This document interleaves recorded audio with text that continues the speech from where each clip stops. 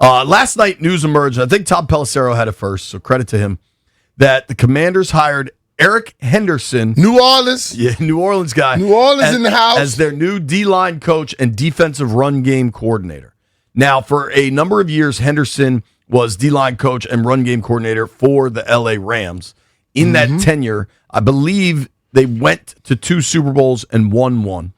Aaron Donald, the greatest defensive player. The guy that Jeff wanted to be, but he became Aaron Donald. He's Aaron Donald receiver now. Aaron, that's too small. I'm on my way. Don't worry about it. All right, we're not worried about it. In 2021, he was named the defensive line coach of the year. So there's plenty to like about this. But what stands out to me is, so he was with the Rams. Then he gets named, I believe he was D coordinator, defensive line coach for the USC Trojans. Now, Brian, we were out in Los Angeles at Southern Cal. The Commanders practiced there earlier this last season, I suppose. If you spent any time in Los Angeles and you understand UCLA is the private school that's got plenty of money. It's in Brentwood. Yeah. But UCLA is the public school. USC is the private school. You know what they got at USC? Cheddar. Money. Money. Like money that's what I've learned about Southern California and Los Angeles in particular, the money that's there blows away the money that's elsewhere. They got bleep you money. Like it's a different league. Like Rolls Royces are commonplace. Bentleys are commonplace. That's their run around car. Yeah, dude. Yeah. And you know what Eric Henderson was named this year by 24/7 Sports, which is one of the biggest kind of recruiting websites in the country. 24/7, White Brian, you cover college football. Very reputable, right, in the recruiting space? Yeah, them and On3 are like the big two. They're the top dog, right? Do you know what 24/7 Sports named Eric Henderson this past offseason? What? The number 1 recruiter in college football. Not the number 1 recruiter for his position or the number 1 defensive recruiter. The number 1 recruiter in college football. So he knows talent. Well, yes, but so he was named number 1. Number 2 is a fella, Frank Wilson at LSU. Number 3 is a fella, Chris Hampton from Oregon. Number 4, Lou Esposito from Michigan. Number 5, defensive backs coach at UGA, the Georgia Bulldogs, Dante Williams. Do you know what all those schools have? USC, LSU, Oregon, Michigan, Georgia. Money and talent. Money. So there was a silly debate about if Washington hired David Blau and Durante Jones as their coordinators in an effort to cut costs. Hey, we're going to get 2 first-time guys. Might not cost us as much as Jonathan Gannon or Brian Flores or something. Do you remember that topic? Yeah. How much money do you think you have to pay a defensive line coach to leave L.A., USC, where you're a coordinator in the Big Ten, to move across the country? He's lived in Los Angeles now for close to 10 years. How much do you have to pay that dude to move across the country to take a D-line coach and run game coordinator job? Because it's got to be more. You're not doing it for the same. Maybe you want to get back into the league, but USC is plenty big time. Oh, yeah.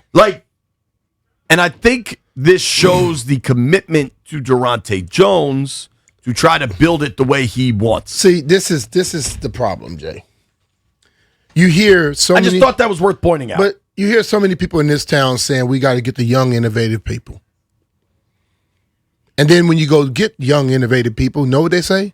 They cutting costs.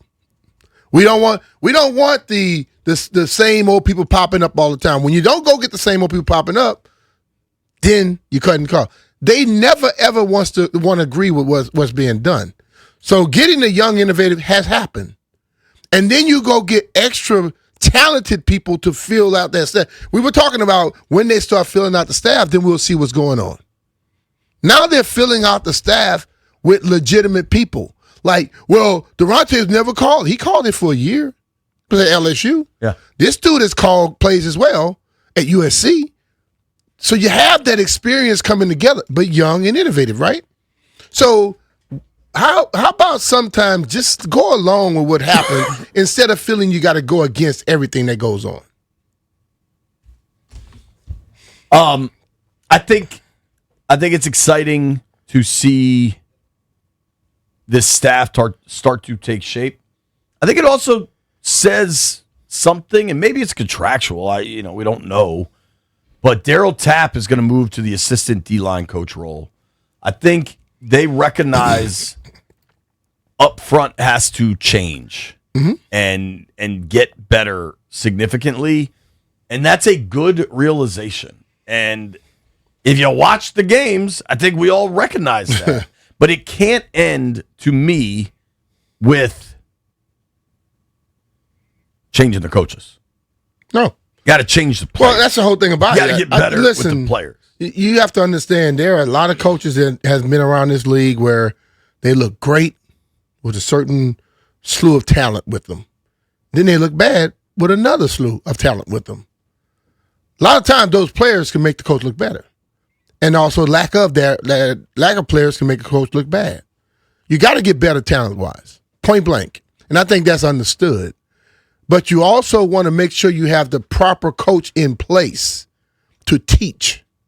And I think what they've done now with Durante, also Eric, and I like Tapp. And we don't know that they're right or wrong, but I can understand the thought process to get there. Yeah, but what I've always liked with Tapp, I think Tapp is a teacher. A lot of enthusiasm. Yeah, you look at his success as a player, and then you look at how things go. We've seen guys on this team that he may play better. So I just think that you got to keep coaches that are teachers around to be able to get guys to that next level. I'm not going to just go by 1 year and looking at when you have a lack of talent and you had all the injuries. I'm not going to just automatically judge based off of that because I've seen other stuff happen as well.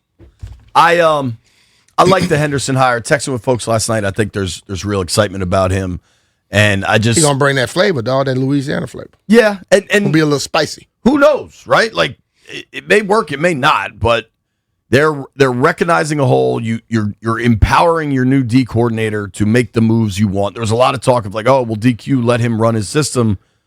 Already shaking things up on the coaching staff side. Joe Witt going to Pittsburgh too. They got a big Mike McCarthy reunion. 11 years they spent together already. Now they're back together. So a lot of moving parts there. Obviously, there's plenty going on. The Wizards make the big trade yesterday for Anthony Davis. Apparently, the Olympics have actually started, even though the opening ceremonies are Friday. They normally have some events normally always before the opening thing. What is started? Look, I thought I saw curling on television. You said you like. I like curling, man, because there's beer drinking with it. I mean, curling is definitely a beer drinking sport. There's no doubt about it. We could do a form of curling today. Maybe we do some curling. Look, curling. When people say you do the 12-ounce curl.